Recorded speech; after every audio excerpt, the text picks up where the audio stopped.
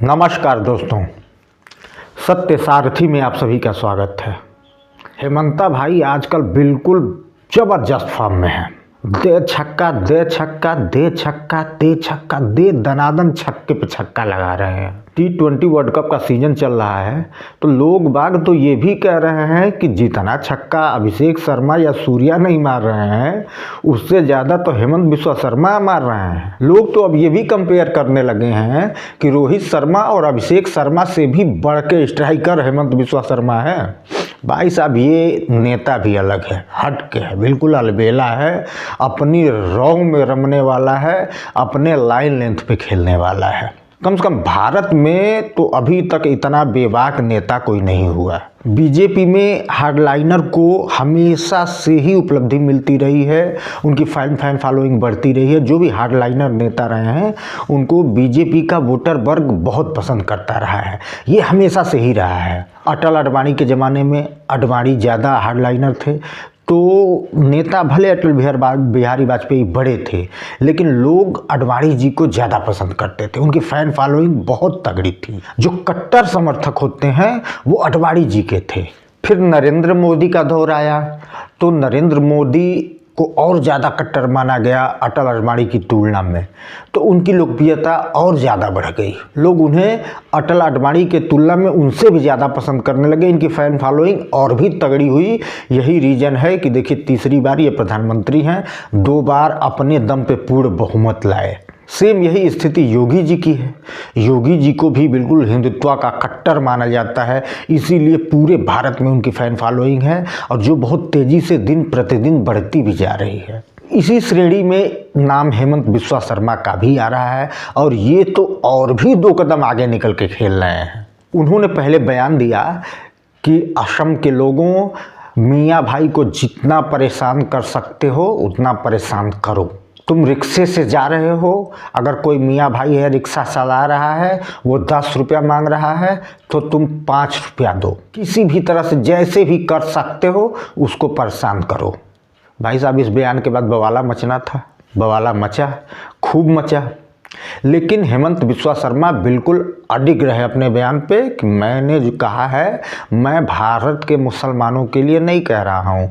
जो असम में आया है घुसपैठिया है, मैं घुसपैठिया को वहाँ मियाँ बोला जाता है तो मैं घुसपैठियों को बोल रहा हूँ।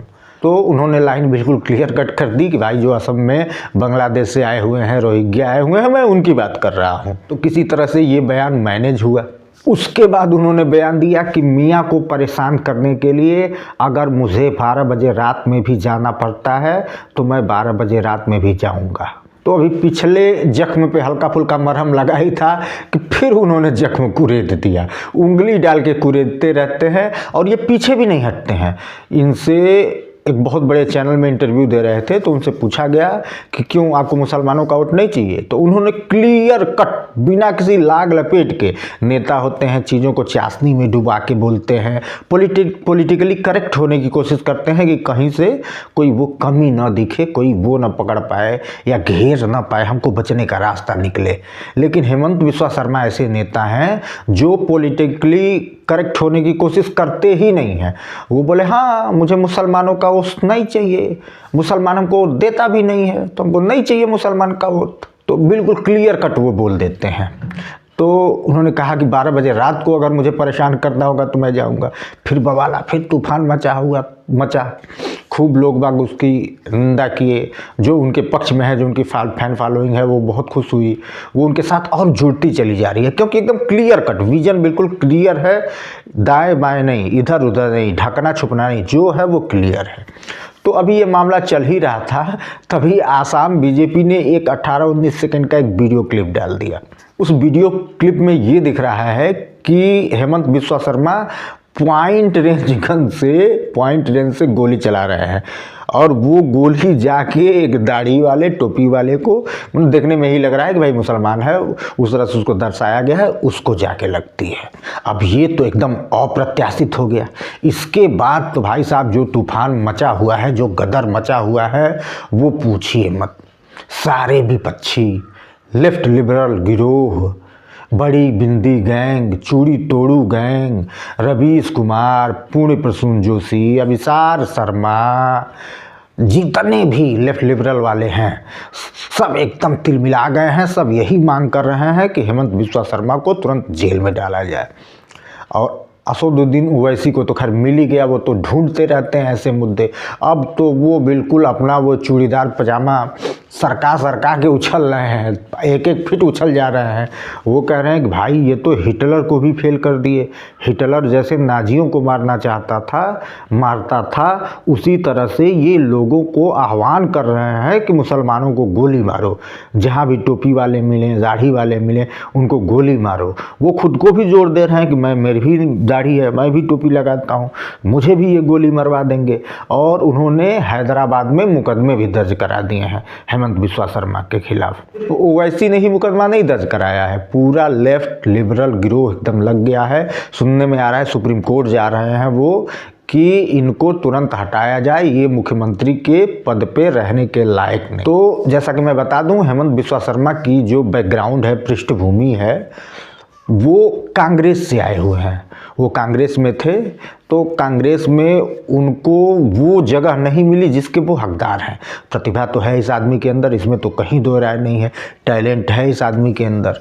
तो ये कांग्रेस को छोड़ के भारतीय जनता पार्टी में आ गए।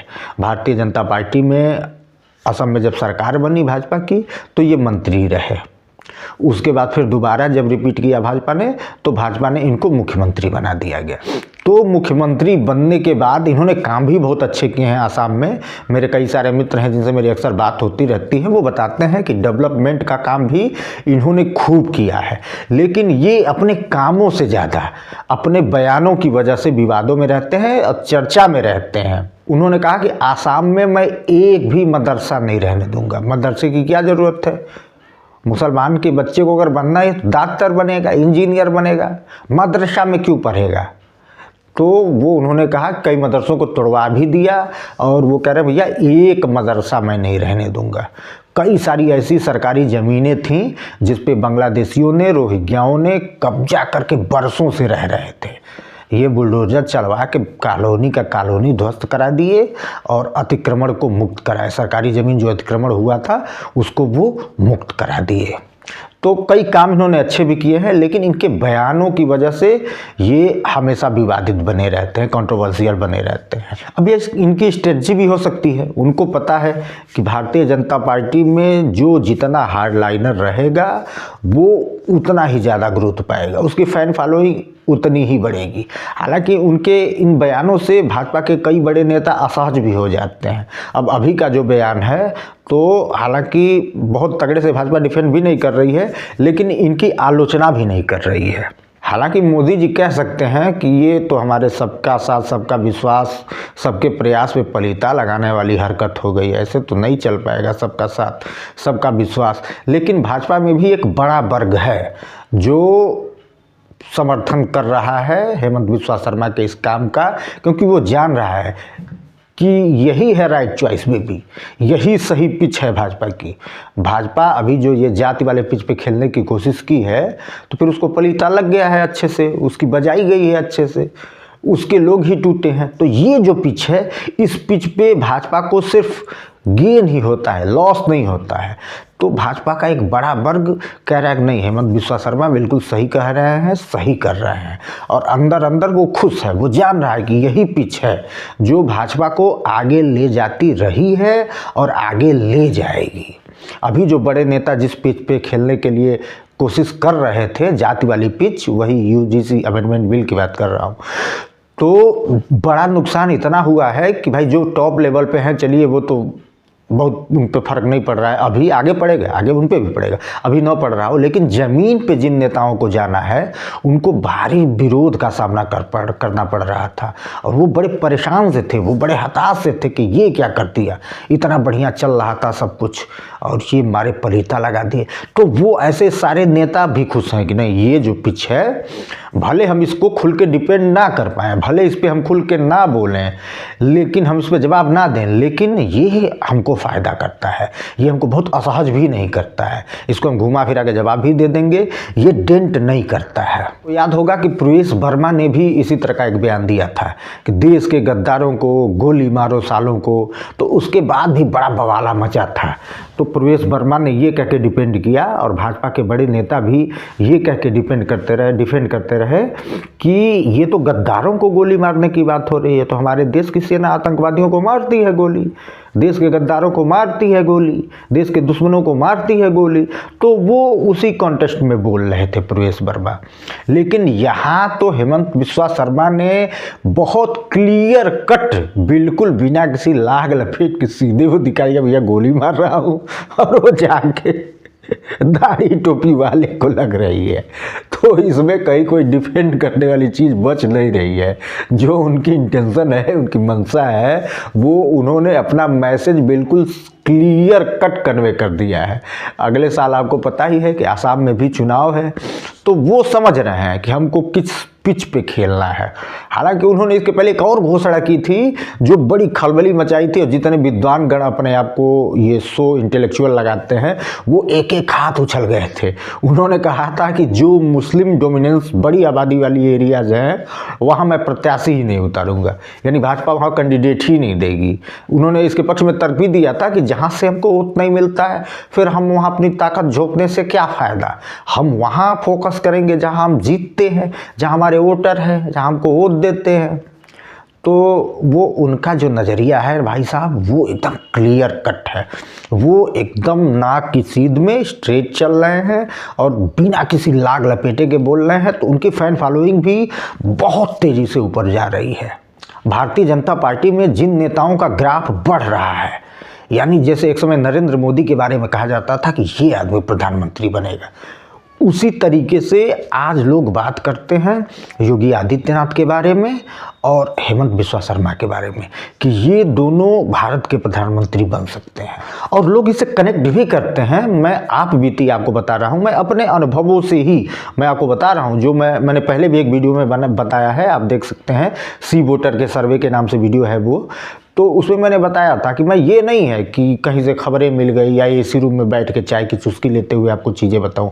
जो महसूस करता हूं मैं ग्राउंड पे, लोगों से बातचीत करने, घूमने फिरने और लोगों से जानकारी हासिल करने, जो फीलिंग आती है, जो लगता है कि ज़मीन पे ऐसा हो रहा है, मैं वही आपको बताता हूँ। तो एक आप बीती मैं आपको बता रहा हूँ। मैं उस समय बिल्कुल युवा था और ग्रेजुएशन का पीरियड था, गोरखपुर में रह के मैं पढ़ाई कर रहा था। योगी जी भी अभी उभर रहे थे, लोकप्रियता बढ़ रही थी उनकी। उस ज़माने में सोशल मीडिया नहीं था, व्हाट्सएप नहीं था, फेसबुक नहीं था, तो ये सारी चीज़ें नहीं थी। वहाँ जो खबरें हैं ना, वो माउथ टू माउथ पहुँचती थी, यानी एक कान से दूसरे कान, दूसरे कान से तीसरे कान। एक बयान मेरे कान में आया, एक मेरा मित्र मुझे बताया कि योगी जी कह रहे हैं कि मुझे मुसलमानों का वोट नहीं चाहिए, वो मुझे वोट न दें वरना मेरा वोट खराब हो जाएगा, अपवित्र हो जाएगा। हालांकि बाद में मैंने कहीं खबरों को देखा नहीं, किसी प्रामाणिक मीडिया स्रोत में मैंने ऐसा नहीं देखा, ना ही वो बयान मैंने सुना। लोगों ने बताया मुझे, लड़कों ने बताया, जिसे मित्र भी कह सकते हैं, मित्रों ने आगे बताया। तो एक अलग तरह की सनसनी हो गई, एक अलग तरह का वो आया कि बताओ ऐसा भी नेता है जो इस तरह से खुल के बात कर रहा है। तो कहीं न कहीं लोग कनेक्ट करते हैं इन सारी चीज़ों से कि जो एकदम साफ गोई से बात कर रहा है, बहुत इधर उधर की बातें नहीं कर रहा है, उसका जो भी इंटेंशन है, जो भी उसकी इच्छा है या जो वो सोच रहा है, जो वो करेगा, जो वो करने वाला है, उसका विजन एकदम बिल्कुल क्लियर है। वो इधर उधर से घुमा नहीं कर रहा है कि इनका विकास उनका विकास, ना, जो है वो सही है। मुसलमान वोट नहीं देता है, हमको मुसलमान पे फोकस नहीं करना है, एकदम क्लियर कट उनका विजन है। तो जो मैं बता रहा था कि वही कॉलेज के ज़माने में वो मोदी जी की जब योगी जी की जब वो चीज़ें हम लोगों ने सुनी, आपस में बात की, तो हम लोग चर्चा कर रहे थे और लगभग अधिकतर लोग प्रभावित थे कि भाई एक नेता है जो इतना खुल के बोल रहा है। वो योगी जी के अभी उभार का समय था, योगी जी अभी उभर रहे थे, उसके बाद तो वो धीरे धीरे बड़े नेता होते गए, आज मुख्यमंत्री हैं। तो हेमंत बिस्वा शर्मा को भी मुझे लगता है कि उनका विजन बिल्कुल क्लियर है कि थोड़ा बहुत भाजपा इधर गड़बड़ हो गई है, जात के पिच पे आ गई है खेलने के लिए, लेकिन ये किसी परिवार की पार्टी तो है नहीं भारतीय जनता पार्टी कि कुछ लोग, अब जैसे अभी कहा जाता है कि गुजरात लाबी का दखल है, जो मोदी चाहेंगे, जो अमित शाह चाहेंगे वही होगा। तो हाँ सही है, ठीक है दखल, वो जो चाह रहे हैं वही हो रहा है, जो अभी चाहेंगे वही होगा। लेकिन कब तक? जब तक भाजपा राइट ट्रैक पे है। जिस दिन भाजपा गिरना शुरू हो जाएगी तुरंत इनको हटा के बाहर कर दिया जाएगा। ये परिवार की पार्टी नहीं है, यहाँ वही सरवाइव करेगा जो पार्टी को आगे बढ़ा है। अब इसके ये भी तर्क दिया जा सकता है कि नहीं, इन्होंने भाजपा को इतना ऊपर लाया है, इतनी जगहों पे सरकार बनी है, 3-3 बार केंद्र में सरकार लगातार बन गई है, तो ये बहुत बड़ी उपलब्धि है, इसको नकारा नहीं जा सकता, इसको दबाया नहीं जा सकता। तो मैं आपको बताऊं कि जीरो से लड़ने लायक स्थिति में भाजपा को अटल और अडवाणी ही लाए थे। तो अटल जी तो खैर प्रधानमंत्री बन गए, अडवाणी तो चले गए न्यायपथ में, क्योंकि उनको मौका मिला था, वो नहीं लड़ पाए, वो नहीं जीता पाए, भाजपा को आगे नहीं ले जा पाए। तो जो ले आया वो उसकी वाहवाही हुई, वो सर्व स्वीकार हो गया। तो ये परिवार की पार्टी नहीं है। तो यहाँ पे वही चलेगा जो भाजपा को आगे लेके जाए। तो हेमंत बिस्वा शर्मा हों, योगी आदित्यनाथ हों, इन लोगों का विजन बिल्कुल क्लियर है कि हमको इसी रूट पे चलना है, हमको डेवलप करना है, विकास करना है। डेवलप विकास के साथ साथ हिंदुत्व का मुद्दा नंबर 1 पे हमारा रहेगा।